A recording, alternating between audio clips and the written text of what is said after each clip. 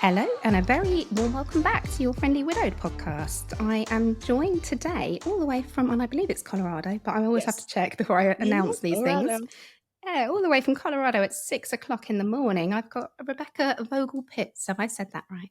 Yes. Yes. Mhm. Yes. Welcome. Now, Rebecca is a dual member of the club because you're a member of, obviously you're a widow, otherwise it'd be pretty odd that you were here. And we also are members of what was formerly known the Hot Young Widows Club, which I've talked about quite a bit on this podcast, excuse me, because you guys were my lifeline. You were awake when everybody else was asleep, and we were able to be so brutally honest about our experience in a way that I wasn't with the people around me. Oh, And yes, definitely. and we all have a bit of the fact that we were called the Hot Young Widows Club, we've got a bit of a dark sense of humour. So it's really nice to sit opposite you, even if it is down a computer screen thousands of miles Oh, away. yes, Mm. absolutely.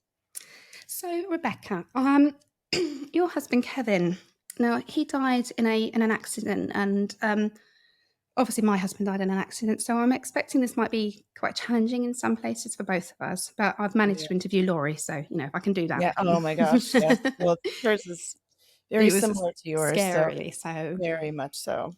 So what I do know, and as I said to you before we hit record, I try not to do too much sort of, research because I like to hear it from the horse's mouth, as it were. I don't mean to call you the Mhm. horse, Rebecca. So Kevin, he died in 2016, and Yes. it was a skiing accident. Mhm. So I'm going to let you tell your story and tell us what happened, in as much depth as you want to, and I'll just be over here frantically making notes Okay. when you're ready. Well, we had a timeshare up in Breckenridge, Colorado, and we used to go up there all the time. And usually on holiday breaks, we would go up for a bit. He was an avid skier, as is my son. And we wanted to go up for the with the family for a few days because we always have had a huge Christmas Eve celebration every year with all of our friends and family. So I had finished school for the break, and my son was also on break. He was a junior in high school at the time. My daughter had flown home from Chicago, where she was in college, and we went up to Breckenridge just for 4 days. And um, Kevin had decided that he really wanted to ski. He had been really sick. He traveled internationally for his job, and he'd gotten pretty ill in October into November of that year. And we didn't really know what was going on. He had quit drinking. He was trying to do everything he can to get better. He'd gone to the doctor once, but you know how men are with how they're feeling. They never really admit how badly they're feeling.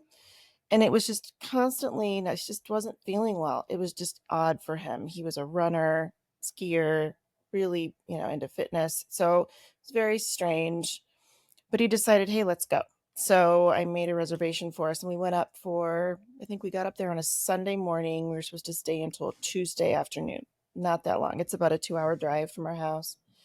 And we had dinner the night before and hung out, and it was a few days before Christmas. It was December 19th of 2016. And so we were watching Christmas movies and just hanging out as a family as we normally did and goofing around. And we went to bed, and it was really strange. I woke up at about 5 in the morning, and I walked out into the living room in the condo where we were staying, and he was just sitting by the fire with a cup of coffee, just staring into the fire and smiling. And I said, "What are you up to?" And he's like, "Oh, I'm just trying to relax before I head out."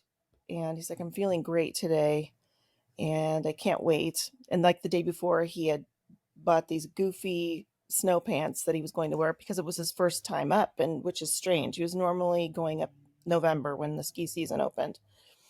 And just for And the British so, audience, that means trousers, doesn't yes, it does. it? Yeah.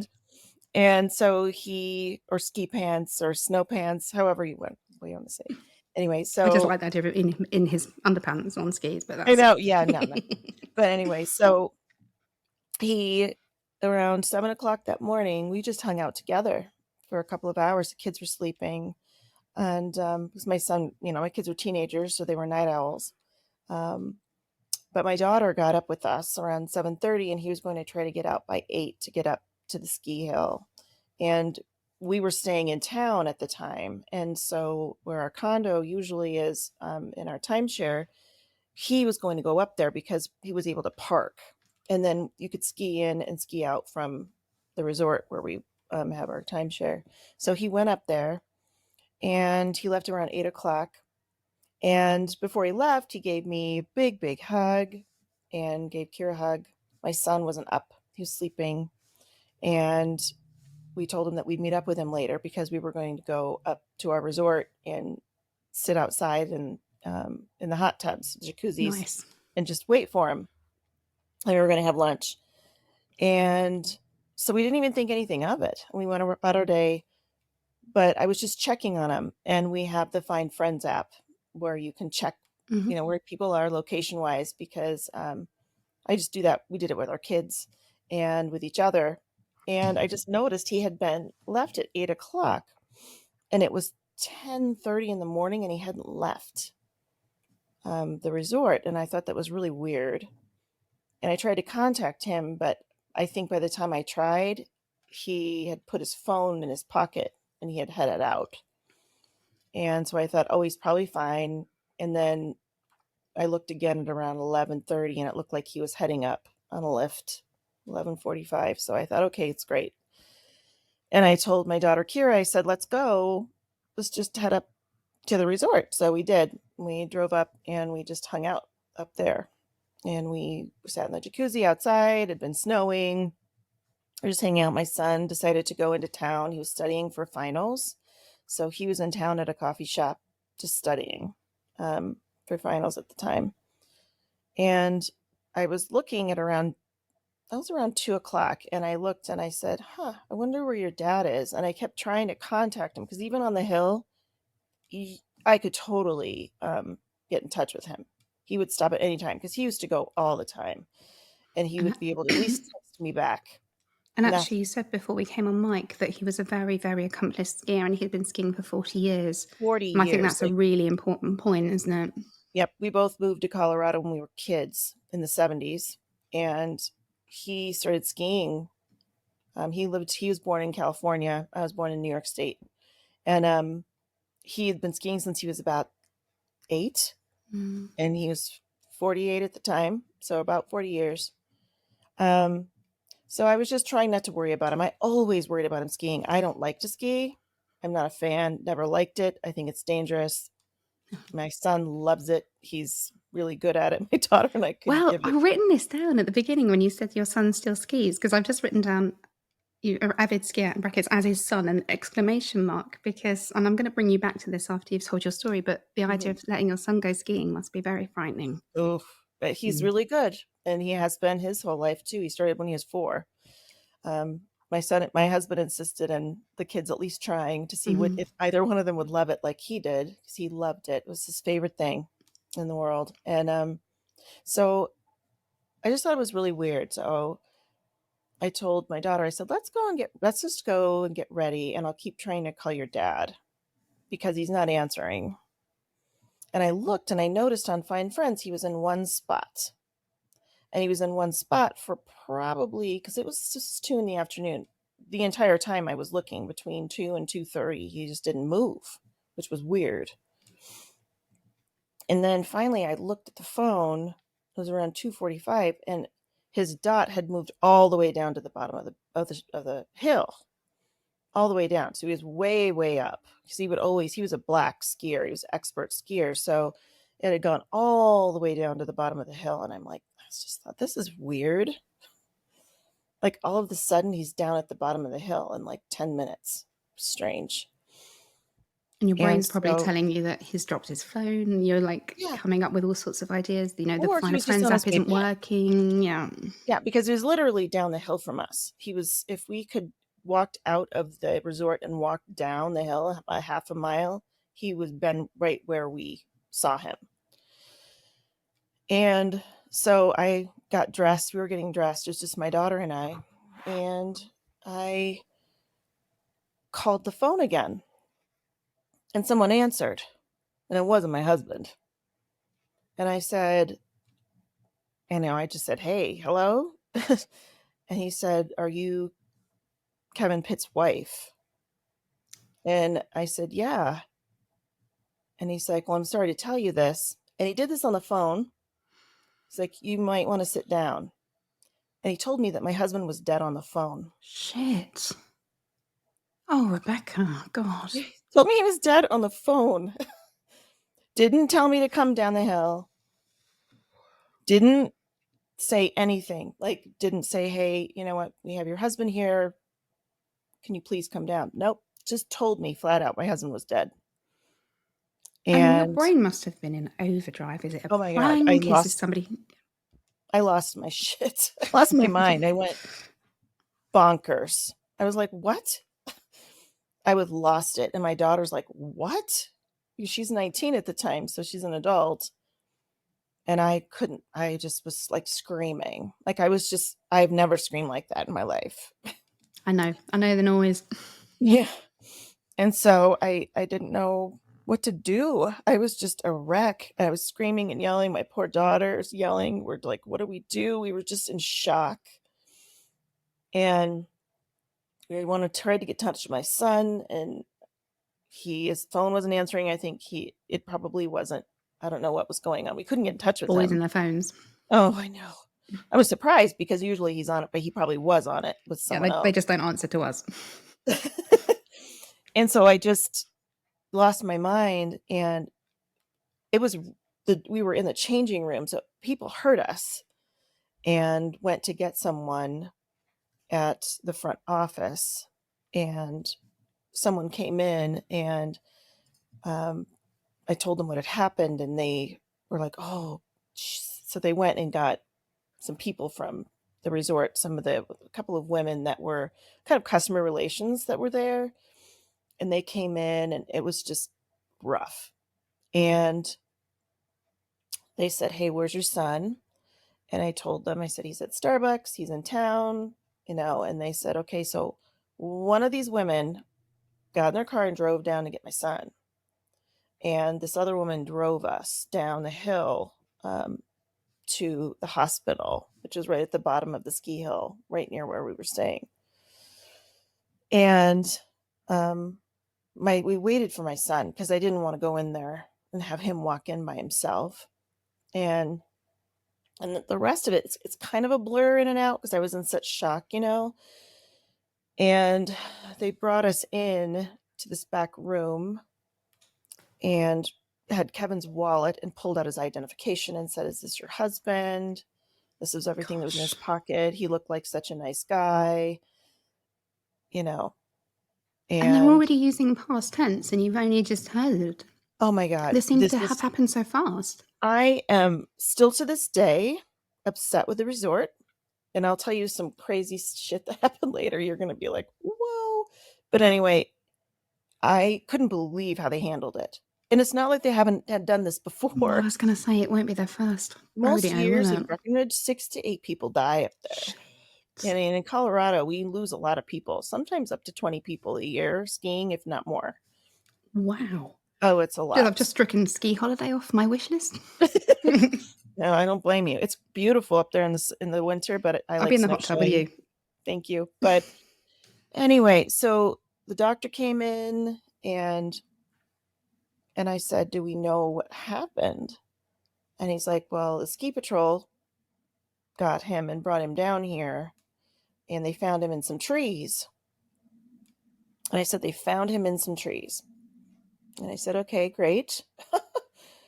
But what do you think happened? And I said, where? In the middle of a run, which was like, no way.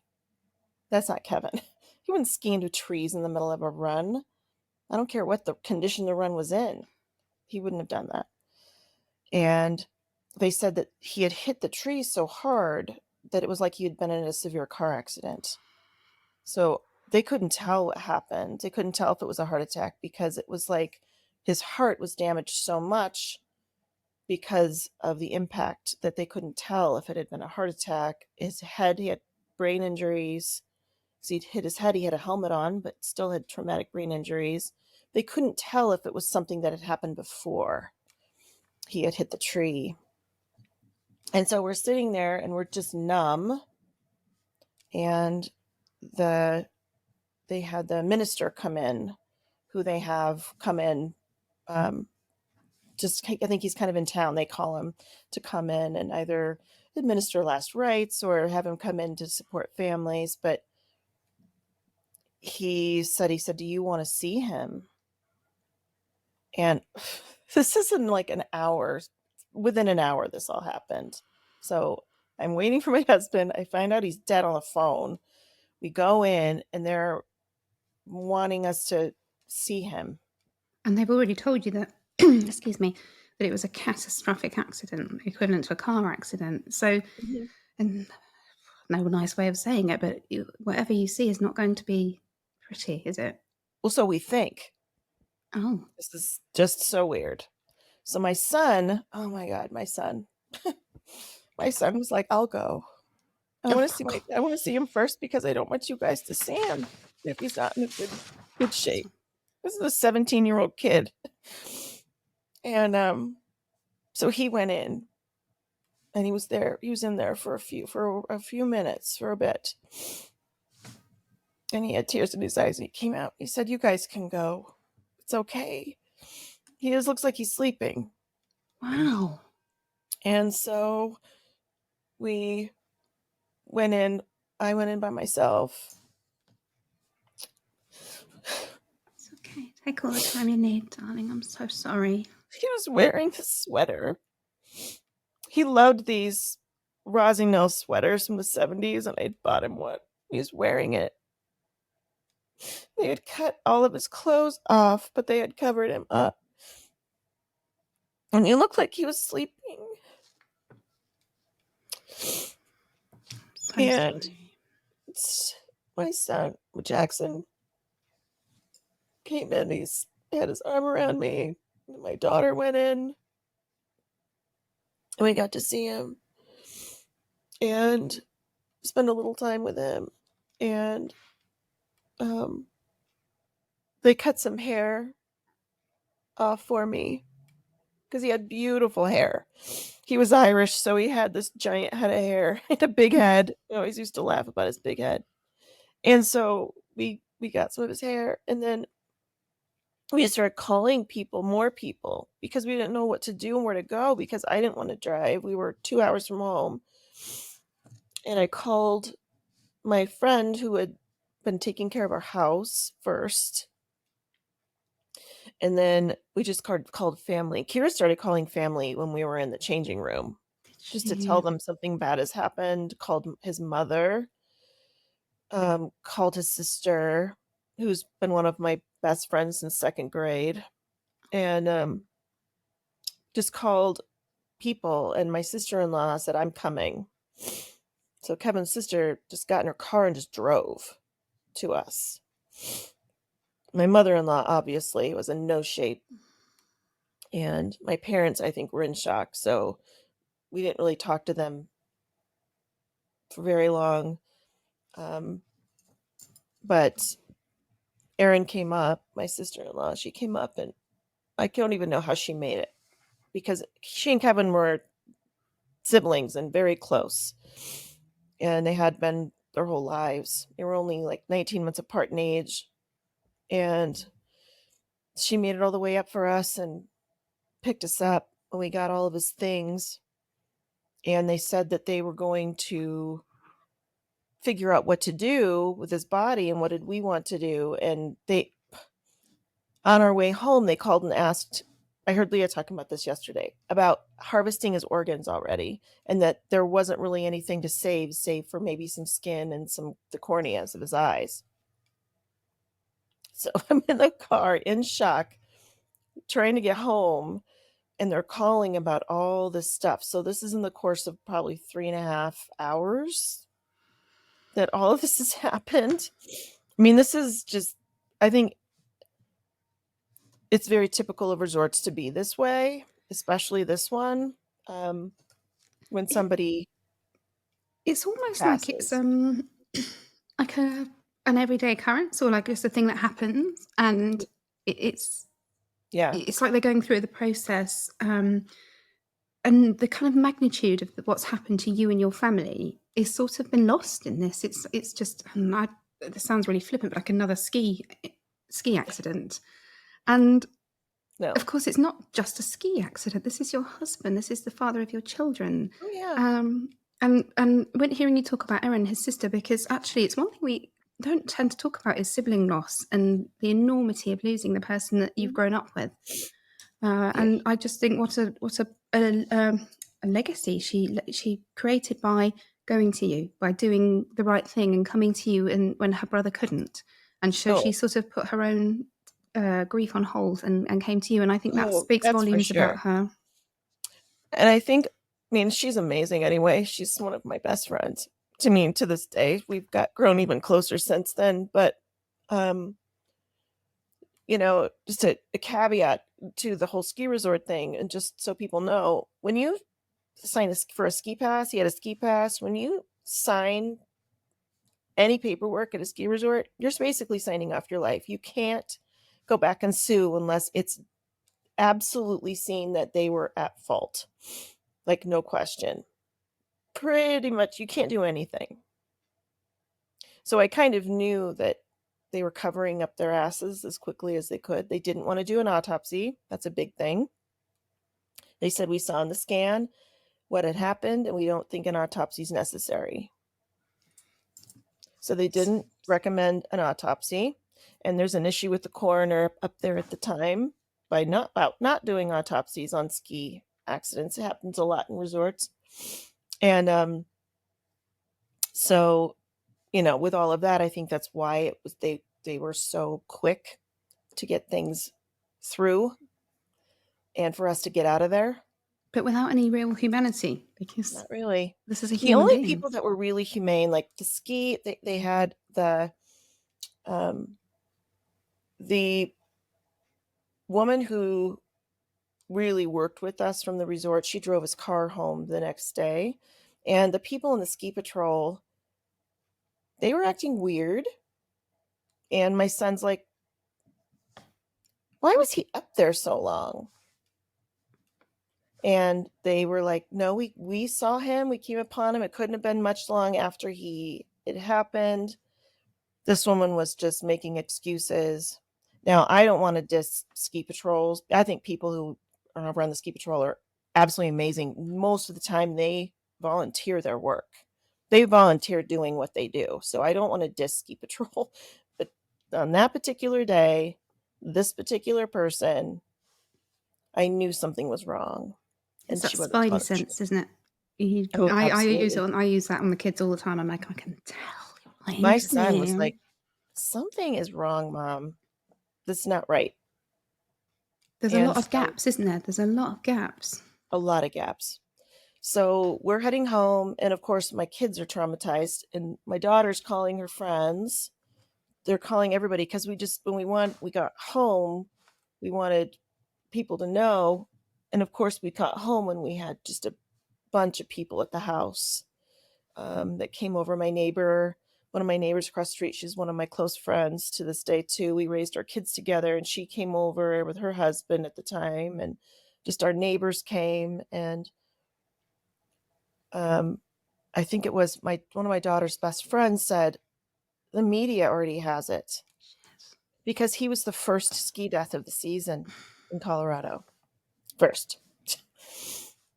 I mean, So there's an accolade.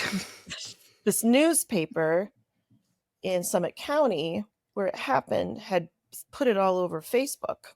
Oh no. It was the first ski death, and they had his name already. We hadn't even told everybody.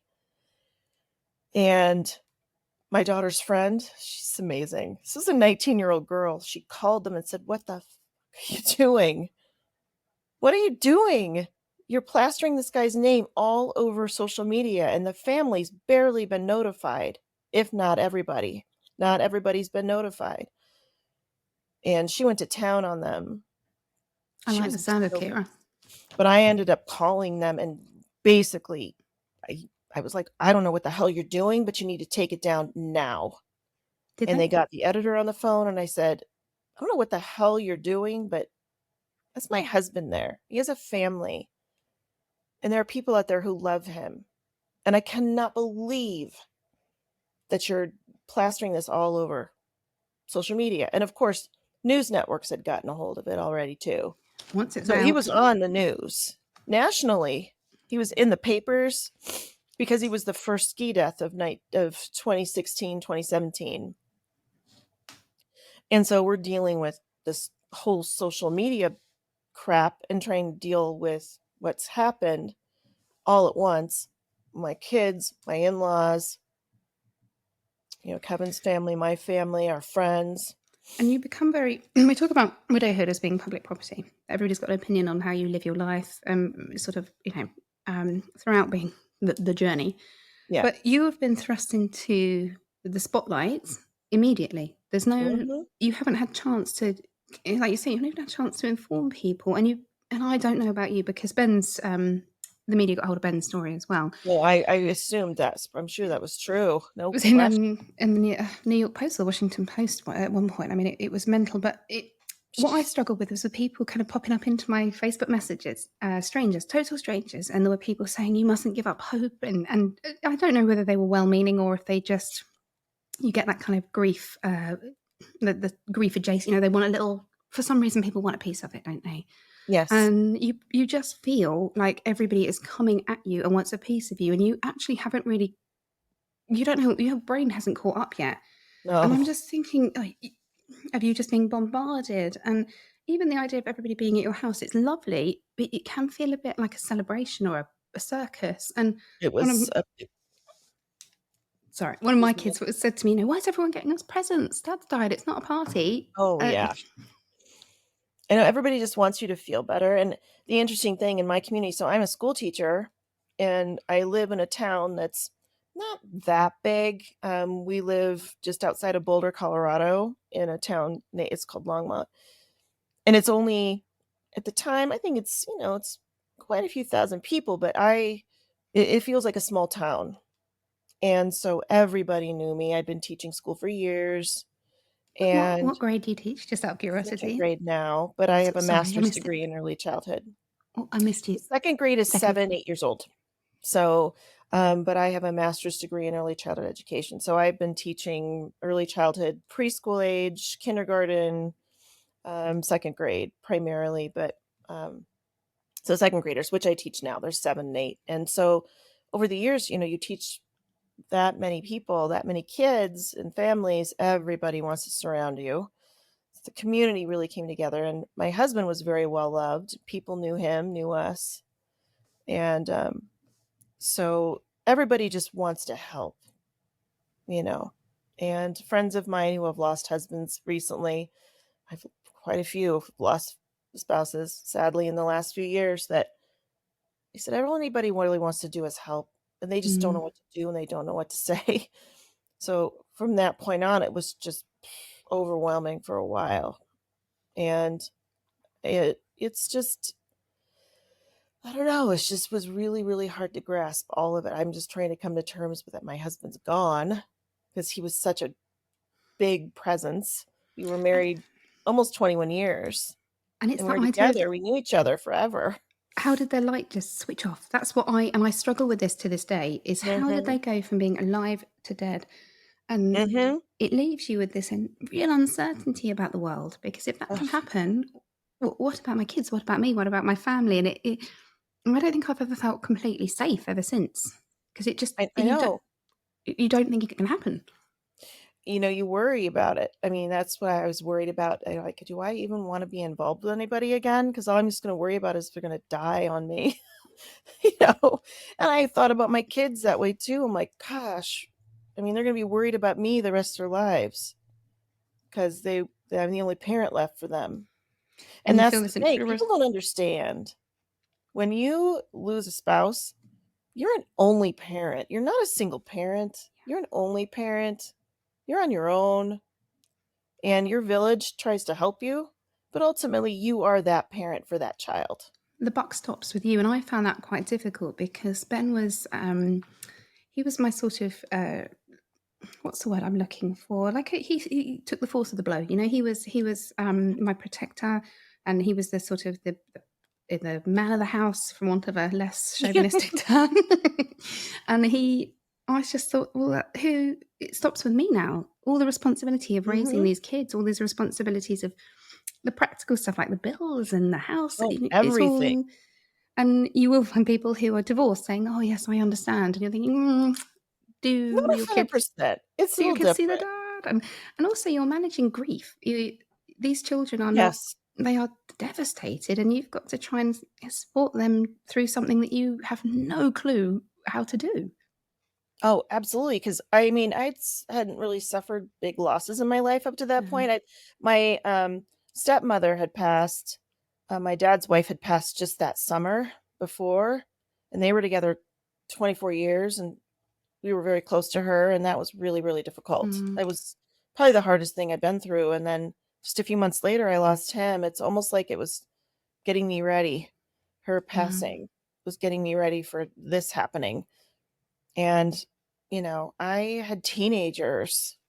I mean, toughest time in your life to lose a parent. And my daughter was very close to her dad. I mean, he was like, how with parents, adore both my children, and they're both very different people, but your children tend to bond with one or the other parent in just different ways. Like my daughter and I are close, but we have a different relationship. She was like, her dad was just, he was her protector, her Yeah. keeper, That's her, that I mean, constant, that's what I'm thinking, that constant in your life, somebody he that took loves you her. so unconditionally. Oh, and they had spent tons of time together because he worked from home. He worked for a high-tech company and worked from home, and then he traveled. But she had come home Sounds from like them. college. They had a long college break between November and January because it's Chicago, it's freezing. So they came home, and she spent every day with her dad, like hanging out when he wasn't working. They were doing things together, watching stupid television shows. So that was really hard. And my son, boys and their moms, but he was close with his dad. They bonded over soccer, Skiing? football. Oh, he was my husband and my son, diehard Chelsea fans. Oh, Diehard. really? My husband, it's funny, his mother was born in Ireland and immigrated, and so my husband was very Irish, his father's mother also, and so he was very grew up playing soccer. His grandfather loved it. He just grew up loving the game, was on one of the first teams that we started in our school district. When we were in high school, he played soccer. My sister-in-law played soccer. So it was a big part of our household. Like you could hear them up early in the morning screaming, watching games I was because they were thinking on time difference, yeah. the time difference. So, my kids, it was very, very hard for them. My son, my husband coached his soccer teams for over the years. He was always at every single game. My son was really good, and he was playing high school at the time. He made the varsity team, which is like the top team, and he was playing really, I mean, high level soccer, and my husband was really, really into it. And that was their bonding experience. I mean, soccer and skiing, sports. And so, it was hard on them. And I think at the time I knew it was, but I was in such a deep hole. I didn't even know what to do myself, Yeah. how to even parent, how to And it even is be different there. because mine were very little, and forgive me, I do this where I kind of, talk about my own experiences, but it kind of, No, I'm not trying to make it all about me. But no. when they were very little, particularly my youngest, who was a baby, you kind of just have to do it. You have to get up and you have to brush their teeth and, do the Yes. bottles and the breakfast. Whereas if you've got some young adults in the house, which you did, then they're quite independent. You don't need to, and I'm assuming they Right. didn't, like, get in your bed and sleep with you, and Mhm. so it's very different because you can't do the sort of typical mum, "I'm just gonna sweep you up and wrap my arms around you," because they're little adults. They've got all sorts of different emotions going on, and actually, Mhm. I sort of look at my children now and think how different the loss would be now. I'm not saying it'd be worse, I'm not saying it'd be easier, but it would be very different. Yes. Mhm. It is different. It's a little bit different just because they had, on the opposite side, they had a lot of wonderful memories of their dad. Mm. I mean, they were able to But grow up with their father and had all these memories. So for them, I think the loss was hard because they had the memories, when you have tiny kiddos, and I know yours, I was with her, but your little baby, like, I know, and she's just starting to sort of say, yeah, my and daddy never got to know me and things. So it's a lot of delayed grief with her. But yeah, so it's different. And my it's daughter went also back to college, by the way. Like, well, my kids were back in school dressed as Harry Potter. They need, and actually, I now know from talking to so many people that it's very common. They need that structure. They need to go back to normality. And hearing you talk about Kevin and how much he was a part of their lives, this is something I had with Ben because he worked for himself. So he had a workshop out in France. So he would be at home roughly 3 weeks a month and out there for 1 week. But that meant he was there for school runs and, mhm, Sunday morning pancakes and, all the little yes, things that a lot of fathers through work aren't able to be at. But it's a bit mhm, of a mixed blessing because they are such a big integral part of their lives that the loss is yes, felt so hugely, and yet you're so grateful that they had that time. It's a real catch-22. mhm. Yeah, it's so it's really hard, but, it's kind of funny sometimes something will come up and Kira will say, "My God, remember when dad did this?" And we would just start laughing. And now we have like these memories, and it's weird. It's been over 7 years now. And so sometimes things will pop into my memory. I'm like, oh my God, I forgot about that. Yeah. I forgot about that. Like things are coming back because I was in that widow fog for so Oh, long. yeah. I just couldn't remember anything. And of course, going through perimenopause at the time did not help matters. Hiya. It was hormonal. It was just the hormones from hell and on top of anxiety, on top of this loss, and I was just a hot mess myself, and I can tell you my best friends, man, those women, I mean, and their spouses, and they were very I mean, it was my teammates from work who are good friends of mine. I have a couple of very close girlfriends that were just very protective of me. One in particular, she's to this day, she's just my heart, one of my favorite human Firewall. beings. That's the word I Well, was looking for a minute ago. that There we go. my friend Chris is a firewall. She was not taking it. She was protecting me. Some things happened here and there, and she was like, "No, not on my watch." Very protective, What's her and name? her name is Chris. Thank you, Chris. Christina. She's amazing, and to this day, um, very close with my family and kids are she's like a mom to them. My kids have these moms in their lives outside of me, which I think are very important. Yeah. And families, my daughter's best friend from college, um, her parents were very supportive of her. And she was, in fact, just out there and visiting them this past weekend. She's lives in Berlin, Germany, but she's home for a bit. She. Yeah.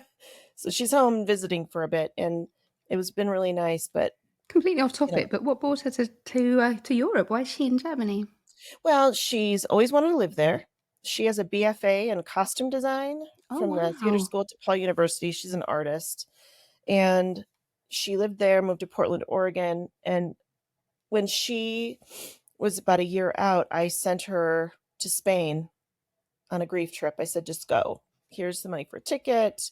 She had 2 girlfriends studying abroad there, so she went, and she had a really great time. She was only 20, and she met someone there, but he was quite a bit older, and nothing came of it. They stayed friends, but over the years stayed in touch, and he was in the States visiting. He's from Texas, but he's lived in Europe for years, and they met up again and fell in love, and she moved over there 2 years ago. She finished college in 2019 and lived in Portland and then moved there. So she's an artist and trying to figure it out right now, like where to go from there. She's gotten her Irish citizenship, so she's waiting on her passport. And I don't know if she'll ever come back here to the But States. She loves living over there. So can I confess I've never been to Berlin? And it is on my list because I realised when you've got kids, those little mini breaks, because and Americans always say you're so lucky, you've got all of Europe on your doorstep, a 2-3 hour flight, or, you can even drive. And this is my plan. Now the kids are a little bit older, is just to kind of get like Airbnb and just go for a couple of nights, city breaks, and show them just show them how easy and how lucky we are to have it on our doorstep. So you'll have to let me know if you're visiting Germany, and we can perhaps tie up. Oh my gosh. I mean, and I've been to London so many times. I Oh, I'm an hour from London. You have to let me know I next know. And time. the last time, in fact, the last time, I'm just a side note, when I was there, I hung out with Sam. Oh, Sam, yes. Yeah, and she was talking, she's like, "I don't think we can I don't know what Rosie's up to." And I think we had thought about trying to get in touch with you, and I think something was going on, It and we might have mentioned been the big COVID issue of 2020 it or was the. before, it Oh, was was right it? before, it was 2019. So I took my daughter to London. We went to a bunch of shows, and then we flew over to Berlin because I had a girlfriend living there at the time from here. And so, yeah, so we were over there. But I've traveled a lot with the kids overseas because we traveled a lot overseas as a family. Because my husband worked overseas. He worked in Spain, he worked in Portugal, he worked all over the place, Southeast Asia. So we had the miles. We started taking the kids places when they were about 10, 12 years Yeah, old. And and my that's it. sister-in-law lived in Switzerland. Kevin's sister lived in Lausanne, Switzerland for 6 years. And Okay. she's a neuropsychologist, and Oh, she was a food scientist and worked for Nestle at the time. got So, a lot of brains sloshing around that oh family. my gosh, she's very brilliant. But anyway, so my kids they're full on adults now, and at the time my son was at this really critical age. I was a wreck, and I I checked out. yeah. I went I through know the I don't know how I motions. did this, but I sold my house and moved within 4 months. I got out of the Gosh. house. And is that because there was just too many memories in the house? Yeah. And it was just weird, and my kids were like, "I hate this place." Hmm. And we had talked about moving anyway, and so I moved up closer to where I work, into Old Town area. Colorado old is, like, a little over 100 years old. You're Oh, in a very old part of the world. so So, my house for me, is 400 years old. I know, mine's 100, almost 100 years old. That's really old for Old. America. Mine's old for where I live, but I moved out of that house into a new space for us, and it's was the best thing I could have done for me. And I know they say you're not supposed to make harsh Fuck decisions. them, That's right? how I agree with you. It's you need to do you and do what Yeah. you need to do, because whatever works for your heart and your psyche. And for me, being closer to my school community, and a lot of my new neighbors were families that would keep an eye on me. Some of my school dads, they would walk by the house and Check your point tires. at me and say, "Hey," they'd walking their dogs. People would drive by and wave, and they knew where I lived because I'm really close to my school, and I think that really, really helped. But Yeah. I mean, but I have this interesting story to tell you. Please do. Because you know how we didn't know what happened on that ski hill? And we weren't really sure. The stories just weren't jiving for us. And so, about, I'd say 3 or 4 months after Kev died, one of my best friends, like, so my friend Christina, I have her, and then I have this other really close friend, Amy, and her husband, who I've been friends with forever. I adore him. And so she was a close friend. So she had gone to brunch, in her hometown with a bunch of women that she had worked with in childcare and in education. And there's a woman at the table, and she was just telling the story of how Kev had passed. One of my best friends just died in a ski accident. And this woman looked at her and she's like, "Really? When?" And she said, "December." And she said, "Was that up in Breckenridge?" And she said, "Yeah." And she said, My brother-in-law found him." Oh my God, that's made me go really. What a weird And I said, coincidence. "What?" She said, "No, her brother-in-law found him. So here's his information if you want to get in touch with him." And I couldn't believe it. And I just was mulling it over my head, like, do I want to know this? Do I want to find out what happened? What did he see? I didn't know if he had happened upon, but the ski patrol had been saying they found him this whole time. Oh, so he wasn't ski patrol. It was not Oh, ski patrol who found him. so they've lied So to you. they lied to me. Hmm. And so I think because it was they had just opened that run and they didn't have anybody up there because nobody was going up there. Kev was like one of the only people up there that morning, and they hadn't. I just don't think they'd had the chance to get up there because it was windy and not a lot of people were going up. So I think the patrol was more concentrated on the really busy areas below, and they didn't have enough people on hand. So I'm not blaming them for not being there, honestly, because I don't think it was their fault they weren't there. But to mislead me and tell me that they were, And that's quite a um, big lie as well, isn't it? Because they're saying it's that they found them. So you could have been asking them all these questions about what did you see, what was there? And I mean, they what were they did. planning to do? So they were literally making it up as they went along. They just said he was found in the trees. That's what they said. And that maybe is why they were so vague, huh? Oh yeah, I think it was just vague. Mm. So I called this guy, and he lived in Breckenridge at the time, and said that he had been up skiing and was up there kind of. He's like, was the run was open. I was waiting for it to get open, so I decided that I was just going to go that day. And he is married, lived, had two little girls, and had gone up and he was skiing. He went all the way up to where my husband was and was skiing down and saw something flash. And he was like, saw something and thought someone was like right next to him and stopped. And he was just looking around and it felt like someone was there. It was weird. And he looked around, took his helmet off. My husband was in the trees. He saw something. And he was like, oh no. And he was in the trees. And he found him there. And he didn't know what to do. And they have this code you can call, and he could not get a hold of the ski patrol to save his life. He kept calling and calling and calling. And he was waiting for them to show up. And in the meantime, someone else came by and they pulled him out and had laid him down. And So he wasn't even in the trees when the snow patrol came. nope. Mm-mm.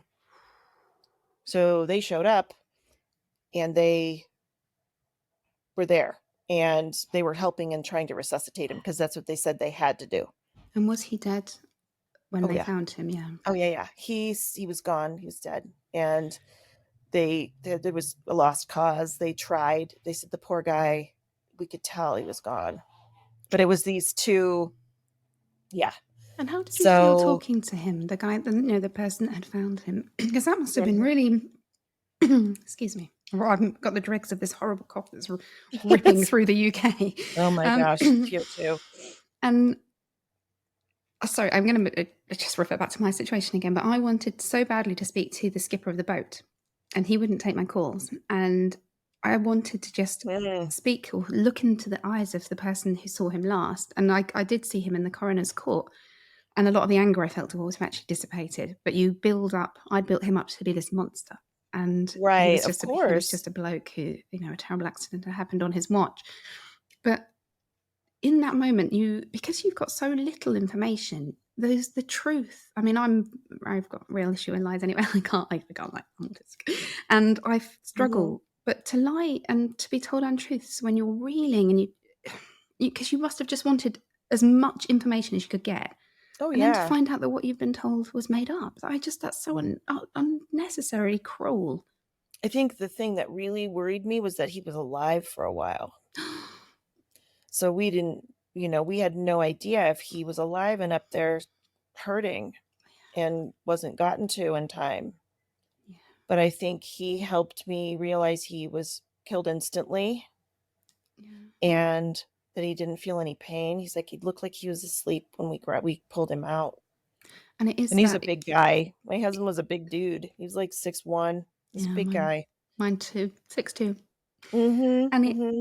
and I, much like you, I had this kind of horrible visions of him struggling to breathe, Mm-hmm.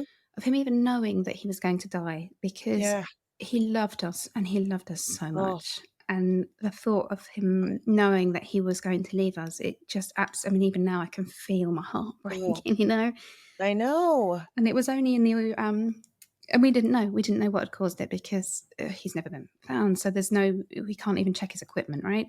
But to sit opposite the guy, there was a boat, the captain of the boat and another diver, and then to be able to piece together what may have happened, we still don't know. But he had been sick before he went in the water, and you could throttle him again because that's a real no-no with scuba diving.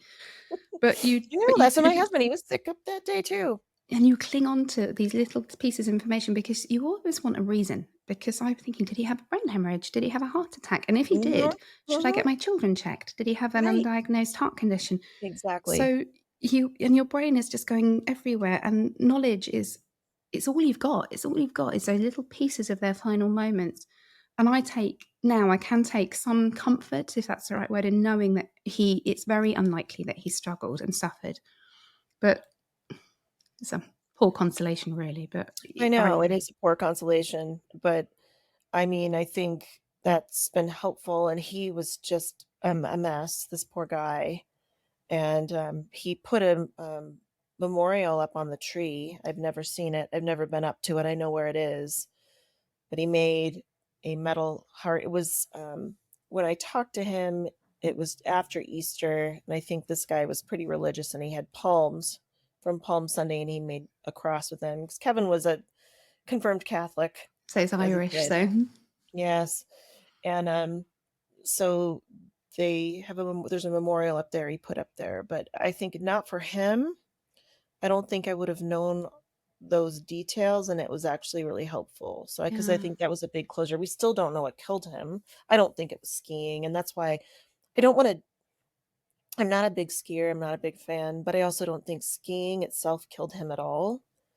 I think it's a very dangerous sport, don't get me wrong, and I think people who get involved with it know that, though. don't And, you think it's funny because even when the police were at my door and I knew he'd gone out scuba diving, I thought they were coming to tell me he crashed. It just didn't, because he oh, was like confident, competent, very, oh, very yeah. qualified, and it was his Mhm. hobby, and I've written down where you said that it was his big love, this, and Mm. now I'm sort of through the eye of the storm. I can say, okay, well, he died doing something he loved. It was the place he was happiest second to being Oh, with me and the kids. no doubt. So, and actually, had he died in front of me and the kids, that would have been so traumatic. Well, yeah, I think the same thing. My son could have been with him Yeah. when he decided that he didn't wanna go that day. He's like, "Maybe we'll do some runs tomorrow morning, dad." Can I just It's quickly just draw you back to that? Sorry, just it's popped into my head, so it has to come Mhm. out. Two things. Firstly, this memorial is very. Somebody offered to go down and put something on the shipwreck where Ben was diving, and I said no because Oh I my didn't want god. anybody else to go down there, even though I logically know that divers are down there all the time. But hearing you say that, I'm now thinking maybe I would like that. Maybe I would like somebody to put like a metal plaque or just just his name down there or something. Um, God, my brain just dropped out. Yes, and the other thing I wanted to quickly ask you was your son. You say he's still a skier. Now, how on earth did you feel the first time he put a pair of skis on after Oh this? my god. And it took him a while to get back Mm, on, but he loved it too, and he graduated from high school about a year later, year and a half later, and went to college and stayed here in Colorado. And so he skied a lot. He had a pass every year and would go, and I would just cross my fingers. But my son's a he is a good skier, and that's the thing. I don't think skiing killed him, and I think my son's a good skier. He's like, I learned how to be cautious, and he's how probably to extra behave on a careful. hill. So he's really, really good. But when he last year, well, about a year and a half ago, he moved to Los Angeles. So he lives there. He's an aspiring writer. Is he? Put her in And touch with yeah, Anthony. yeah, yeah, he has actually. He's met up with Anthony. Anthony's been really great. He's He's like a good guy, right? sending things. He just lets him. He's like, hey, he reads my drivel, and he's given me some pointers, but Anthony was really sweet when Jackson initially moved out there. So um but he now really would like to go back skiing, I think. He's Mm. mentioned it. He's like, someday when I can afford it again, I want to go. Like Mammoth's close by. There are places in California he could ski. The Utah is not far away. So I think at some point he'll get back on them again. All of his equipment's here still in the garage. What So about I think Kevin's that he equipment? Do you will. have that? Do I have his equipment? Kevin's.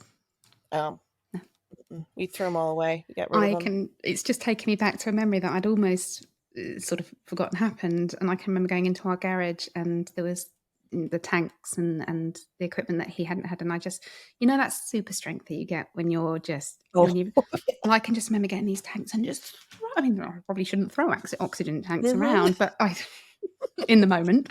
That's what I did. I Oh, threw everything yeah. out. I told my son, I said, "Should we?" I mean, they were in the garage for a while because we didn't know, and I said, "We need to. That's bad juju, man. We need to Mhm. get those out of here." So we got rid of all that stuff.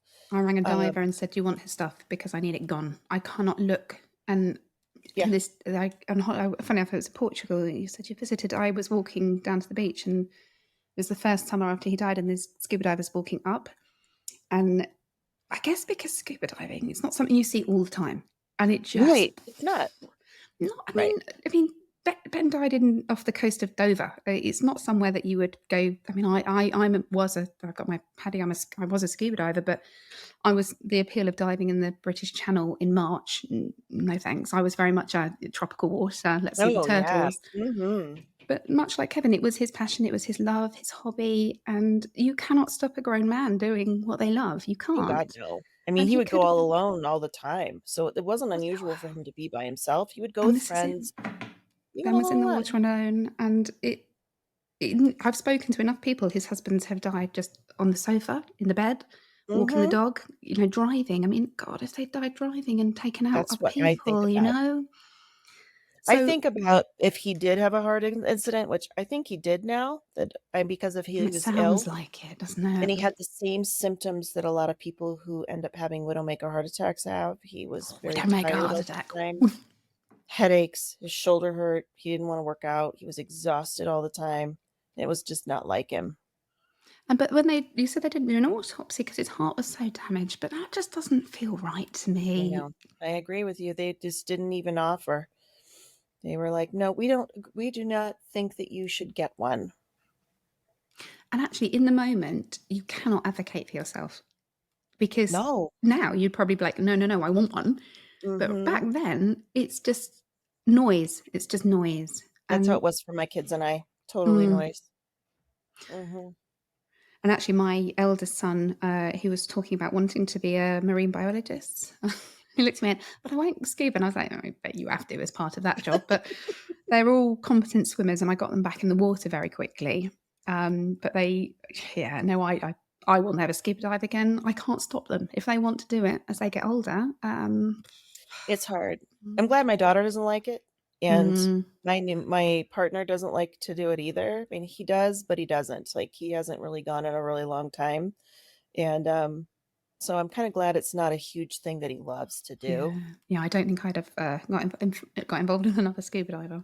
And actually, when Mm-mm. I dabbled in, as we do, little bit, have a little look Oh, look yeah. at the online dating just to see because you might, like me, it didn't exist right when you met Kevin.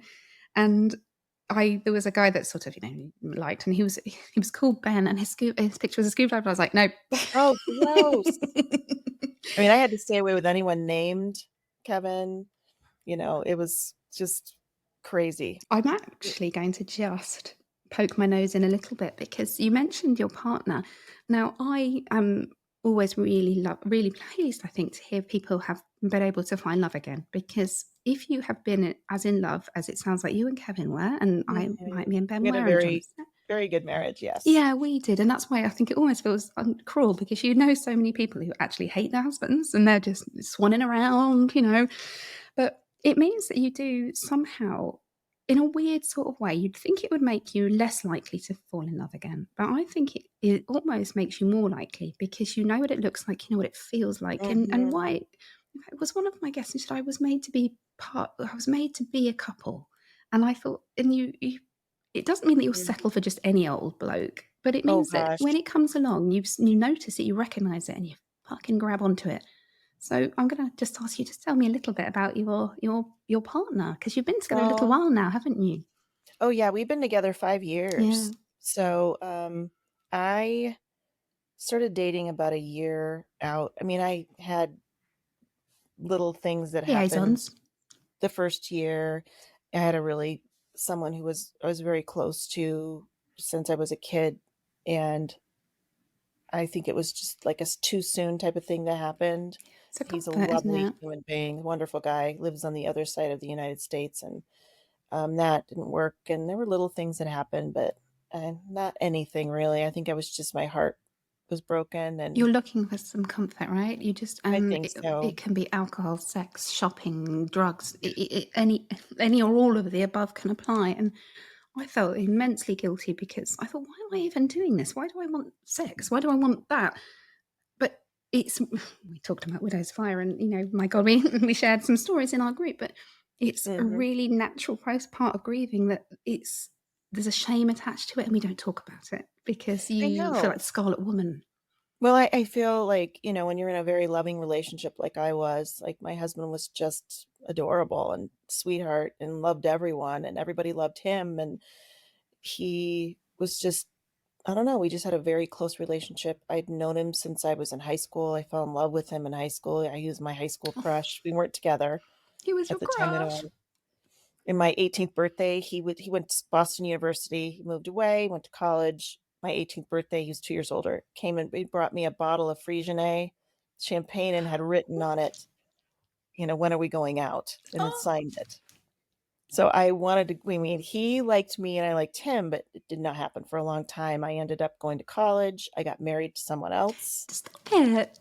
so I'm It's all divorced. coming out now, isn't it? Yeah, so I married my college sweetheart, and, we were together f almost 5 years, and Kev had gone on and had done his life, and I would hear about him over the years, but, um, I got divorced. I had moved to Oregon, gotten divorced, moved back to Colorado, and I was living in Boulder at the time, and I just kept running into him places because he was living with his mom and with another friend in Longmont, and just kept running into him.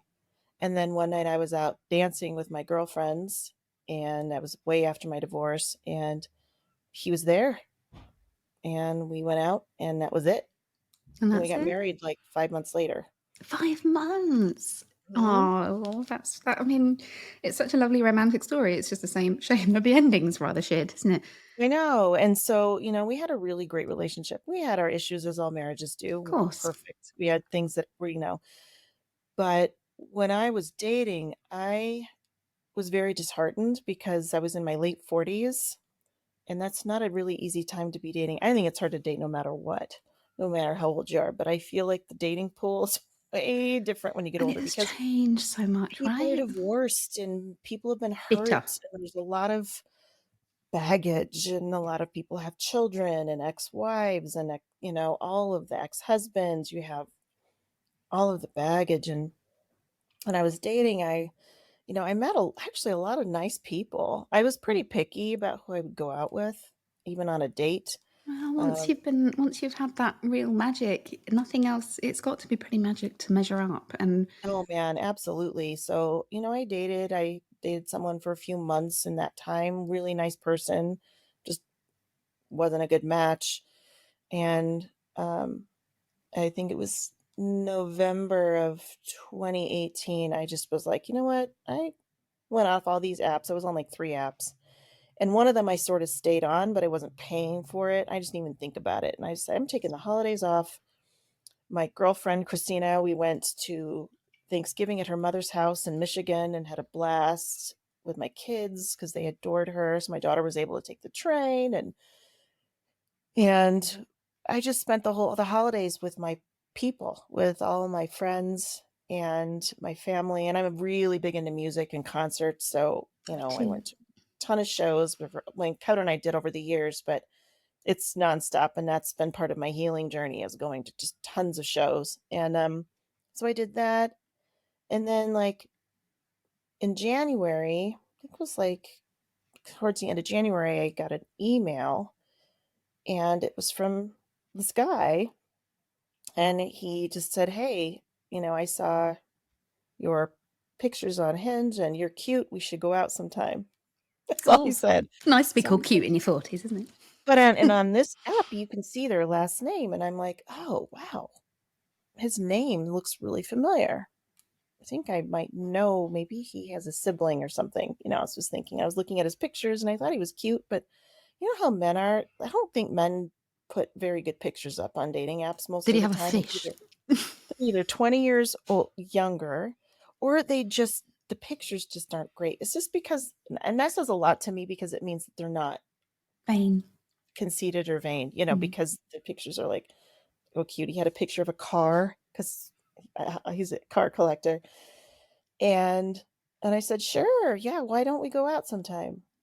And then I didn't hear back from him for like 3 weeks. I was like, "Okay, whatever." I mean, I didn't care anyway. I was really not dating, didn't really care.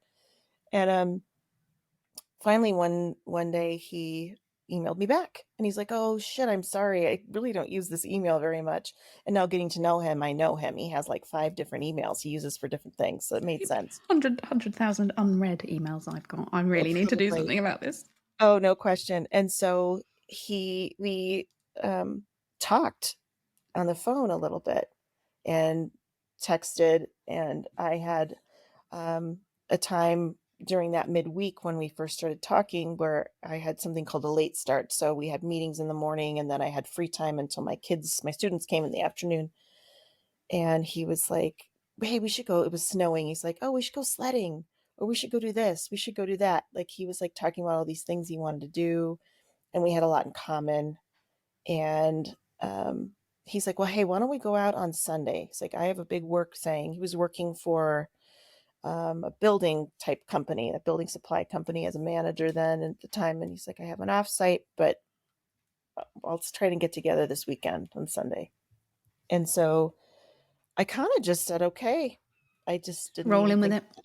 So I kind of rolled with it. I was at the point where the dating was a lot and I was just taking a break and I was like, oh my God, I just can't deal. And I fell asleep and it was on February 10th, which is my dad's birthday. And so I had talked to my dad on the phone and I had fallen asleep on the couch. My son was in college at the time. So I was alone. It was just a quiet weekend. And I woke up and I had a voice message and it was from him.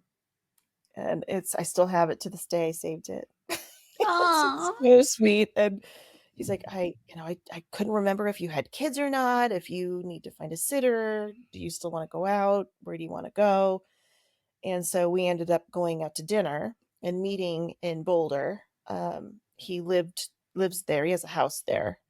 And we met up and the minute he walked in, I was like, whoa. I Spark. the minute I saw him, I knew there was a connection there. And you And can't he's got fake that, can you? you can't. And I hadn't felt like that with anyone. Like I had gone on quite a few dates. I mean, I really wasn't someone to sleep around and be I mean, I went on a lot of dates and there are a lot of guys I dated I didn't even get into that place with. Mm. And so for me, I think I was just sort of waiting to see if it would happen again, like if I had the same sort of spark that I had with my husband. And the minute I set eyes on him, I just What's his knew. name? Scott. And we started talking, and I said, "Your last name is familiar." I said, "Do you have a sister?" And he said, "Yeah, I have one sister." And I said, "Is her name?" And I asked, and he said, "Yeah." And I said, "Oh, Kevin, my husband worked with her. They worked Stop. together for years, and they were really good friends." And he's like, "What? Oh, whoa, that's crazy." That's And her nuts. husband also worked with Kevin. They were at a startup tech company in the late 90s, early 2000s, and had stayed friends. And I went back and looked, and they had contributed to, we had a GoFundMe at first, and she had contributed, she and her husband, to our GoFundMe. And it's weird, this connection. Isn't it? So And it's not like it's America's a small place, let's be honest. it's crazy. And so I'm like, whoa. So Kev was good friends with her and really always thought the world of her, thought she was hilarious and funny. And she is. She's quite a character. She's a funny lady. And so at that point we decided, we had a great dinner and decided, why don't we meet up? And we had a lot of love for some of the same things. We love to travel. We love New Mexico. We both are huge lovers of Santa Fe, New Mexico, and love a lot of the same music, love going to shows. And so we decided to make another date. And there was an Ansel Adams exhibit at the museum in my town. And we decided to meet at the tavern down the street from my house. We have this cute little English type pub that was opened. It's in the old grocery store in my neighborhood. It's over 100 years old, the building. It's so cute. It looks like a little English pub. So we met there, and funny enough, one of my good friends, he was there with my sister-in-law was meeting up with them, and we happened to be there at the same time, so they saw us on our date. So they got to meet him, like, on our second date. And how did And that Aaron got to go? meet him, and, one of my good friends got to meet him, and that And was that date lasted. scary? Huh? Was that scary? Was it was Kevin's sister, was that? Seven sister. Well, not so scary Mm, because she's just always been in my corner. yeah. She's always been the biggest cheerleader for me ever. Yeah, You know, Ben's my mum's kids, like I that. think, had a hard time with me dating, but they weren't jerks about it at all. They kind of let me live my life. My son, less so. My daughter wasn't even a jerk about it. She was just like uncomfortable, I think, Well, it's at gross, isn't first. it? The thought of your mum having, a sexual appetite and things I like think that. We don't wanna all of think it. about that. I think no, no, no, no, God, none of Mm. it. And she was living far away, so I think that was good for her. She was like, "Whatever, whatever, mom." Mm. And she'd met, only one person that I even dated, prior to that, so she was like, "Whatever." And that date lasted until 2 in the morning. So we started at 1 in the afternoon, and the date lasted till 2 in the morning. And, we've been together pretty much ever since, and just it took a while, though. He's been hurt in past relationships and marriages and things, and I think it took a while to really trust each other, and because you know how it is with relationships, you just don't know with all the strange, weird things that happen. Like, my Mhm. daughter was telling me she knows people who have friends who have been ghosted by their husbands. Like, Wow. yeah, like, just they go off somewhere and they come home and their husbands But have packed technically up and ours left. did, right? Yeah, just weird stuff. So I didn't even know what to expect because the experiences I had dating were weird. Like, you'd be talking to someone for a few days and then they're gone. Mm. And so I think we both just, for a bit had protective gear on Mm. just because we didn't know. And it took a while. And Yeah, I within a few can months, we started meeting each other's friends, and from that point on. And weirdly enough, Christina, one of my best friends, she met her partner within days of me meeting Scott. And she had, been divorced for quite a few years. And so it's funny we met our people around the same time. And there's no question that he is my person. no. And you There can is have more just than one, right? I Be think you can have definitely more than one in your life. You can, and I've been very lucky. the idea of this Um, soulmate and you having one soulmate and when they die, that's it for you. It's a very kind of old-fashioned and probably used as a method of controlling women, because I think it is. if you go, yesteryear, the brother would step in and marry. Now Ben's got 4 brothers. None of them stepped up weirdly. He But I just know he had, I can tell you, he had not friends, but friends of friends that, had a little sniff I around.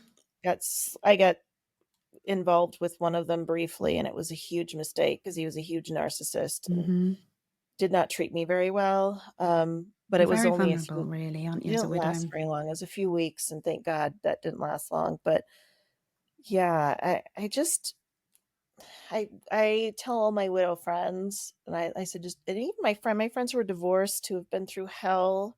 I'm not taking away from divorced people and what they've been through. It's No. very different. It's very different, and their trauma is different, and a lot of stuff they've been through. And I tell them, I said, there are good people out there, and they're looking for you, just like you're looking for them. And you have to be patient, and you can't waste your time in a relationship that isn't good for you. It doesn't mean it's abusive or anything. If you're just not feeling it, you shouldn't be with them, and give them the chance to find the right person.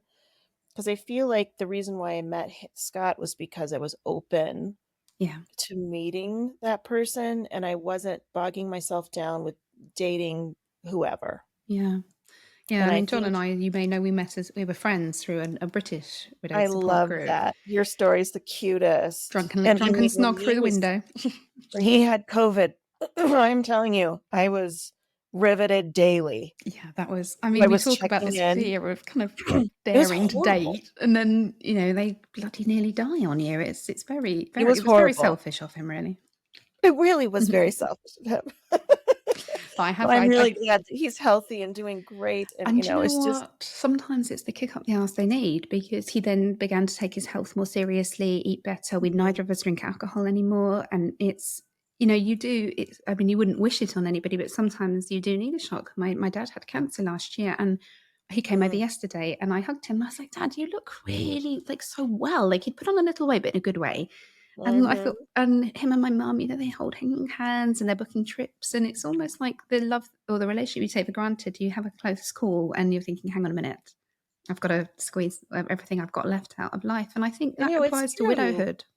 and I'm still young. I mean, I was 46 when he It's a died. long time to be on your own, right? It's a long time, I think the one thing I thought of immediately was I'm alone. I'm I all thought I'd by be alone myself. forever, miserable and unhappy That's and exactly lonely. how I was feeling, Mhm. like, I'm gonna be alone, and when I met Scott, I just had a little more faith, and it's funny, I when I was dating and it was just my girlfriends were the same way that we're dating, we were like, didn't wanna be like overkill, feel like we were clingy and Mm. text all the time and wanna talk all the time, but when you feel that way about somebody, you want to, but I held myself back. I was like, "I just don't wanna overwhelm them. I don't want 'em to think I'm psycho and weird." So it Because you takes always time. automatically go into, like, that married relationship, don't you? Because you're so used to having that Yes. dynamic. And John and Ah, I you're remember we right, and I think that's what I think at the beginning I was hoping for, mm, and it was kind of a slow burn for us in that he moved in just last summer, and he's renting his house in Boulder, but we were together 4.5 years before almost 4.5 years before he moved in. We yeah. moved in together. It was a long time, and my kids have grown to love him too. I mean, my daughter calls him her stepdad, even though we're not married. She just I mean, my kids love him, And it's and nice for them to have a male figure that they can look up to, and, like, mhm. yesterday, Hector, had some dental surgery. His baby te oh, well, you don't need to know this, but his baby teeth hadn't come out, so they had No, to take them I out. know, yeah. And I it was see really that. traumatic. He had to be put under sedation, and not full intubation, and so I'm sitting in the outside because I didn't want to leave, and John came up to help me because we live, like, a 3-minute walk, but I couldn't carry him myself. And he's sitting on my lap and he's all sort of, from the Aw. medicine. And I said, "Look, there's John there." And I said, "Do you want to go to him for a cuddle?" And he sort of, with the help of the nurse, he walked across and sat on his lap. And I thought, how wonderful that he has somebody else that he can seek comfort and support from. Mhm. And it's not for everybody. Some people don't find another relationship, and that is entirely valid too. But I think if you're open to it and you want it, society's sort of conventions and restrictions shouldn't stop you from being open to it because love is really all there is, isn't it? It's all that remains of us when we're gone. And if you're lucky, Yeah, and it feels weird and to I call ourselves lucky, right? But lots of my friends have never met one decent bloke, and I've been lucky enough to meet two. that's me. I mean, I feel I, like, hit the jackpot twice. Hmm. And, my ex-husband's a real nice guy. He really is a good dude. He's an attorney and lives in Portland, and, I think that I make really pretty good choices with people that I want to spend my life with, spend my time with, and I just find myself every single day, like, I mean, my relationship with Scott is different than I Of had with course. Kevin. Kevin and I were You come into it young. as adults, right? We had babies. We never got a lot of time to ourselves. We were looking forward to it because we were young. I had my kids in my 20s, so we were looking forward to the kids leaving because we were still really young, and I was going to travel with him on his business trips and do all these things we never got to do. And with Scott, I'm able to do all that stuff because my Mhm. kids are grown and we have a very chill existence. It's just really nice. We have a great relationship, and he's like my best friend. I love being with him. I adore him. I'm as in love with him as I was with Kevin. It's just different. I mean, our relationship's just different. It's a different phase, of my life. And, I'm just grateful that I'm able to share it with someone. And I have thought to myself, and I honestly do feel this way. I think if something happened to him, I don't know if I would even I Oh, don't I know, think I I'd be might be done. good. I think I'd be good. I really do feel that in my bones that if something happened to him, I just don't really I wouldn't have any desire, I think, to be with anybody else. I know. I have my I think kids I'd and consider myself cursed. I know. I'm not going to though. I'm crisscrossing, his parents are still very much alive, so like, okay, the genes are good. He's gonna I live to know. be old. We'll be old, and that's how I feel. So, but I think you always think in the back of your mind, like, what if What if? something happens? Yeah, and I do think we live, and it's a proven fact that we're in fight or flight, and it leaves you really Mhm. scared. And actually, weirdly, off on another tangent, I lay in bed last night. I went to bed early because I was slept in with Hector because operation, and I had my phone and I was just thinking, what am I actually frightened of? What do I think is going to happen? Because I've got the anxiety that I maybe I had it before, but booze, but it's very prevalent now. And I made a list and it's 50 odd things that scare me. And like I got stuff like snakes on there. But I've also got Oh, I my hate snakes too. oh my god, they're my biggest phobia. And Like, I it's hate them. stuff like I'm scared that John will die, that he'll walk out, that my children will be harmed, and somehow putting all of those fears onto like a piece of paper on my phone. Today I feel a bit calmer. I'll let you know if it continues, but it That's not a bad idea to write mm, down what you're scared of because most of it I you have think no sometimes control when you're over. facing that and in my life, I've met and the older you get, the more you meet people who everybody has stuff. Hmm. Everybody has a story. Scott has an incredible group of friends from college that I've been so, blessed to get to know and can call a lot of them my friends too now, who've been through hell, like lost their entire families, who Jesus. have been through so you meet people who have just been through a lot of sadness and grief in their life and they're still doing okay. And I think those are the people that I really drew from when he died, and I think we're very lucky because I don't think widowhood was very it was ignored. I think Hmm.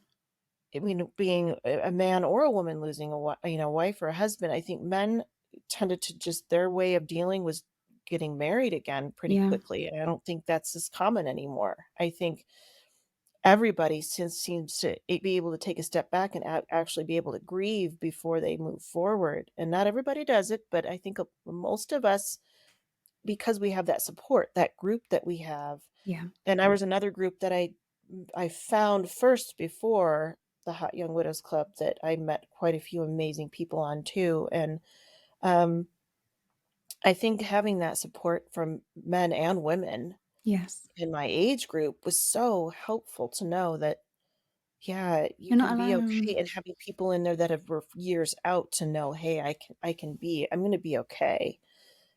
Yeah. It's always gonna be with me though, you know? Yeah, of course. But You it's know? it's that you make a choice. You make a choice whether you're gonna put your big girl pants on and face the world, or if you're gonna just lie down and crumble. And we've all been Yeah. in some very dark places. We have. And Oh I my god. and I've often wondered if the kids had been there, whether I'd have made it through. But you don't know, and I hope I would, because I think we get kind of sick of being told that we're strong, resilient, yada yada yada. But actually, the core of strength that I found in myself, I didn't know I had it. I was very, like I Mm. said, I was very reliant on my husband, Same. and now I Mhm. know that I can figure it out. I managed Yes. to run the business. I managed to get the kids to school. They weren't always on time, but they were there. And Yeah, actually, I suppose I'd rather not have had to find out this way. But uh, I'm with you. and actually, hearing you talk about your relationship with Scott as well, because it's not going to be the same because you're not the same. I met Ben Mm-mm. when I was at university. I'm not the same person anymore. I actually kinda like myself more now. Yeah, I think I'm a much more compassionate. I think I'm much less selfish. I think I care much more about Yeah. other people. I'm not squashing. I realize that I have some stuff from my past that I just basically ignored and drank, Oh, yeah. and it's made me go back and revisit that and my friendship dynamics. I still have some of my original friends, but it has changed. It's shifted. I've got different friends, and Mhm. I took I've lost 2 of my best friends that I had same, since when I one of my best friends since I was 14. same. She felt like this was about it had to have been about 2 year little over 2 years out, and she was a great help when my husband died, but we hadn't been close for years. And she was having her own stuff going on in her life, and I think she expected me to be there for her, and it was really hard for me because it was a lot. And every time I would be with her, she would just complain about her husband. It would just made me Um, mad. And I was just like, and then she got upset with me because she's like, she couldn't join me and do all these fun things I was doing. So she basically dumped me. And there's a And bit I've of had jealousy friends that around it sometimes they too, can't and handle it, but there are people that I became close to. I have another friend from school that I became really, really close to for a long time, and we're not as close as we used to be, but I think she has her own stuff going on. I don't think it's personal, and, mm, but I'm really grateful for her. So I'm just so grateful for those people who came about, who I wasn't really close with before, who have stayed and who are now part of my people. They're my people, you yeah, know? And I have close yeah. friends from school, like, I have some girlfriends, their husbands, and, like, my one of my good friends from high school, she and I are still good friends, and her best friend from college, he's, like, their manny, and he came out and took care of their kids. I became good friends with him. He was the first guy he got me trashed. I have never been that drunk in my life, and the man, he yeah, I was under the table, and he it's just I'd like to he say was I've not been there, but we all know that's not oh my true. god, but this was years ago. I don't really drink anymore at all. I have a glass of wine once in a great while, but I don't really drink anymore either, and back then, I feel like I needed to tie one on just once like that, and man, I for him, I told him he was just out here for Christmas visiting everybody, and I said, "Dude, I swear that really did help me just recenter myself, like, Jesus, I've been through a lot, and damn it, I'm just gonna get out there and live my life." So, I've been traveling and go on trips and just yeah, I think you really change your perspective Yeah, but you on it's the kinda life. cliche of "Don't sweat the small stuff," isn't it? Oh my god, there's so many things I just don't care about anymore, and other things I worry about, but it's really more like, for me, I feel like I failed my children a Oh my lot early god, I on. said this to somebody yesterday. I feel like I failed them and that I You can't wasn't protect them. you can't protect them, and my daughter went through not just that trauma, but other things happened to her at school within that first year that were traumatic for her, and I feel like I just wasn't there like I should have been for them. But we've had this conversation, and she and I have really had long talks about it, and I think she's forgiven me for that I just didn't have the capacity to help her through some of those things, and she's called me on it. She's didn't ignore it, she called me on it, and I said, "I don't know what you want me to do now. All I can do is just be your mom now."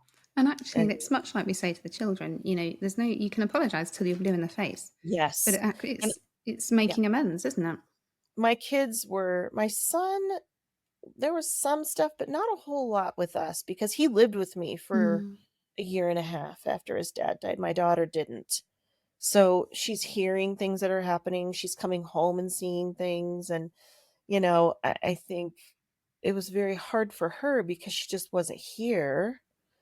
And it was hard for me because I wasn't there, not knowing everything that was going on in her life and what she was dealing with. And God, I've got 7 all years this to out in come, life, haven't I?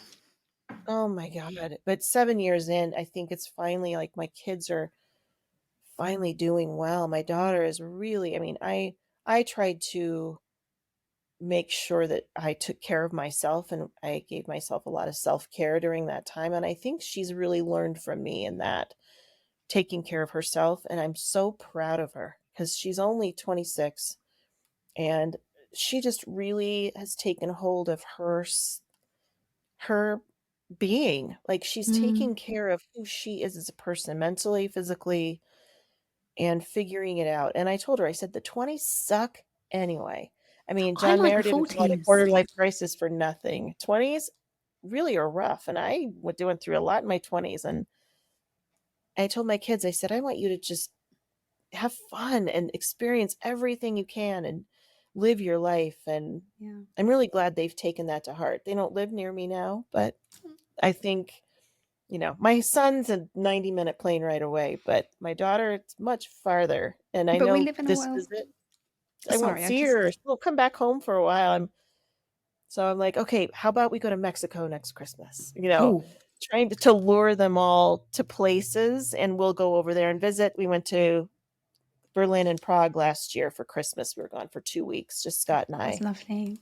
It was wonderful, and got to see her in her new town, and it was fantastic. And Berlin is great, by the way, you guys should go. I It's have a heard, blast. and I'm You sort and of Jonathan should go, the 2 of you. and I took my eldest to Budapest at Christmas, and it was the Ugh, first time I've done that, taking one of the kids on their own because you sort of feel a bit you you could disloyal. do that with your children. Yeah, you Yeah, could have those kid trips too, that would be a blast. and Because it's a lot cheaper than carting 6 people anywhere, and oh my also you gosh. get to spend that time, and I'm waiting for one of them to sort of show an interest in, like, military history because Ben was very into it, and then I thought Berlin would be a fantastic my dad was Oh, actually there at the, when the Berlin Wall fell. He reported it's on it. amazing. Oh, if you were there, My that dad was, yeah. oh, that place gives me chills. I have a It piece of is it. it is wild. Mm. I mean, it gives me chills thinking about it, and you're walking around and you're looking, this makes me tear up. You look at these buildings and you're looking down and you have these brass plates that have people's names on them that were taken in the middle of the night, Oh and god. Kristallnacht when they came and took thousands of Jews away. That city is unbelievable, and it's I'm gonna really go. amazing. It's so cool. I absolutely love it, and she lived in the city in Kreuzberg for a while, being an artist, but now they live outside of the city in a beautiful little place not far from off the train, and it's a really cool But I just also love traveling. I love Europe. Europe's my favorite. I mean, been an Anglophile my entire life. well, I I thought have I was gonna marry Nick Rhodes from Duran Duran when I was 15. well, Didn't happen, but, there's still you time. know. Oh gosh. Husband He number 4. still likes women in their 20s, so, go Well, figure. I speak to you from my guest room because it's also my studio, and so there is always a bed for any travelling widows who want to stay, and my proximity to London is very convenient. But Rebecca, it has been incredible to talk to you. I've been captivated by you. I said to you I was going to make loads of notes, and actually, for me, I've not made as many because I can't take my eyes off you, and I can't stop listening to you. You are an incredible storyteller, and if I wasn't pushing the time limit of what people will listen to on a podcast, I would continue. But I'm so grateful to you for taking the time, for getting up at the crack of dawn, and being so raw in your honesty and just giving, because I know that I didn't expect early widows to listen to this. I thought it would be people who'd been widowed a bit longer, but the feedback I get is that people in those early, the eye of the storm, they are getting so much solace and support from this because they're listening to you and you're saying, yes, I built myself back up. I have a life and I'm happy. Same, right? We're happy and we're Oh, sad yeah. at the same time. And I know that I would have needed that because like we just said, we thought our lives were over. So what we're doing by sharing these stories is we're giving some hope out into that bleak world of widowhood. And without voices like yours, nobody wants to listen to me talk for 100 episodes. So I'm so grateful, and I think you're amazing, and I really cannot wait to meet up with you at some point in Europe Oh, because we're absolutely, going to and make back this at you. happen. I still remember getting to know everybody when we got into our group, and we were all still so raw, and it was so Hmm. early, and some people, it was really early. I'm, um, very close to Eva Spiegel, Yes, and, yes, I love Eva. she's very, very good friend of mine, and we've talked about that, how we've seen people just morph from Hmm. like, I remember just seeing you, and I couldn't even believe what you'd been through, and it was still very early on, and I remember the whole court Hmm. when you were going to court and I mean, I just remember all of us, everything we were going through and how I just that support that we were going through, so many of us have been through just hell. And it Like, hasn't ended there. Like we've watched people go back into hell again and come back well, out. And people losing, you know, people, I know, parents, just going through so much, and it's but I I know that I just can pick up that phone and I can search for our group absolutely. at any time, day or night. And if I needed, and sometimes I'll just go in and I'll just catch up and I'll comment and I'll like a few things just to show that I'm Mhm, still there and I'm listening because you get mhm, bogged down in your own life and you want to support people like they did you. And I mhm. guess that's what we're trying to do here. So once again, I am incredibly grateful to you for doing this. And insofar as talking about death can be a pleasure, it's been a pleasure. I And know, I I feel like know. I've We're got to very know dark you. that way, though. Oh, I mean, I have totally. my Florence cup. Did you see what it says? Sometimes I wonder if I should be medicated. Well, I don't think there's any question for me. Yeah, it's like Florence and the Machine kept. She's like, Oh, there's a lyric from yes, a Florence and Machine song, and it's yes. "How could anything bad ever happen to you? You made a fool of death with your beauty," and that, I know. Isn't that she makes. just, she's like a little angel. We saw her come. She came to Denver about a year and a half ago. And I'm like, I just Hey, I love have her. one final question. What's your Hmm. next gig? Who are you going to see next? Oh gosh, who is it? So I live near Red Rocks Hmm. Amphitheater. So you should come to Colorado sometime. Eva's I'd coming love out to. this year. We're going to go see Sarah McLachlan together. Um, Oh, yes. But I think, what is the next one? I think we're going to go see Gary Newman and Ministry in April, but I love the Grateful Dead too. mm-hmm. And we go to a lot of like Grateful Dead like cover bands. Yeah, So we do that, but I'm trying to remember if we have anything before April, and I don't think we do. So I think it's Ministry and Gary Newman. And then the summer comes and I same. know. We keep seeing things, bands and artists we want to see, and we keep booking them. And I'm like, God, we got like 8 gigs this year. But I'm I know. taking my son. He doesn't know, but he doesn't listen. I was a massive Oasis fan. They were I went to Nebworth Are for the they going to original. play? Liam Gallagher, not together. They don't play together. But I've seen Oh, Liam, and so I I've booked like tickets. Liam's. I like both of I like Noel and Liam's solo work a lot. So, but I got him like a massive Oasis poster for his room at Christmas, and he doesn't know, but I got 2 tickets to see him at the O2 in April. So Oh, he's gonna flip out. You know, well, I have again, it's such a doing stuff wide with range of mom. music. I Same. love everything. I We're got gonna go Taylor see Swift Billy tickets. Joel this summer. We're gonna go see My Morning Jacket's one of my favorite bands. I saw The Cure last year. They were my first band that I ever saw when I was 15. So I mean, I love Same, and I don't really. I all like it more. I music. don't drink because you can really soak up I agree. and I'm not constantly thinking, can I get to the bar? But that's all being the We alcoholic. actually have our little like Scott and I now we have like we do like the sparkling water lime thing Oh a yeah, yeah, lot yeah. when Soda we're and out lime. because Yeah, it yeah, yeah. feels like you're drinking something, but you're not. I'm drinking this thing. It's magnesium water because I tell you what, I keep drinking things like Coke and lemonade and fizzy Lemonade pops, is one Dr of my Pepper, favorites. but it's not great for your body, is it really? Anyway, No. on that note, we Well, it can was talk so about our great. Thank you dietary so much preferences. for doing this. And I think this podcast is really important. And I Thank think you. I have a friend who recently lost her husband just a month ago. And it's crazy getting to my age. I'm in my 50s now, and people are really start losing people. And I think it's so important to have support and a lot of my friends are like, gosh, we always know. I always have people saying, can you talk to this person? Because, Eva and I talk about that, how people will be like, can you talk to them? Was Because it you've been through Laurie, it. Are you open to it? the grief Sherpa? Was it Laurie that said that? I think it was the grief Sherpa. Oh yeah, it But was Lori. but also Hmm. being that contact for people can be very overwhelming. And I think Yep. by doing this, almost you get to do it without having to be like literally at the end of a phone. The problem is I fall in love with all of you and I want to stay in touch with you. So but I know Jess came to see you. Jess and I are good friends. oh And Jess, yes. Oh my god, yeah, Jess came. Tabby loved her. Oh, she's adorable. I thought Tabby was gonna go with her. Like I Well, that's wasn't what I told her. I said, Jess, you're gonna take one of Rosie's kids home because honestly, her and she's Tabs were like they were this kind of united front, kindred spirits. And that's actually, I mainly haven't your had big. her on yet. You've just reminded me. I really must chase her up for a booking because She's amazing. We just went to see Jenny Lewis in California together. I flew out to LA and we hung out for a long weekend I'm together. so And jealous you guys will get to do this with your yeah, because it's internal American close. But flights. you know what? I do come to your area, and Well, we have tons of family in Ireland. And my daughter, if she ends up living there at some point, which she may, I'll be over there more often and closer. So, and I told her, I mean, if my daughter lives over there, there's no way she could keep me away, especially if she ends up having a grandbaby one day. So, we'll be well, able to. I shall make sure you have my phone number and we shall stay in touch. Absolutely. And for now, my darling, you keep on keeping on because you're an inspiration and I am Y'all, proud thanks. to You know too. you. Take care, Yes. darling. Hang in there.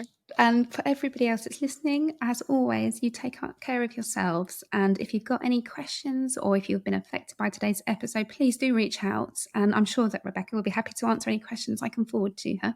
And as always, my inbox is always open. I might miss your email or your message, but I'll get there eventually.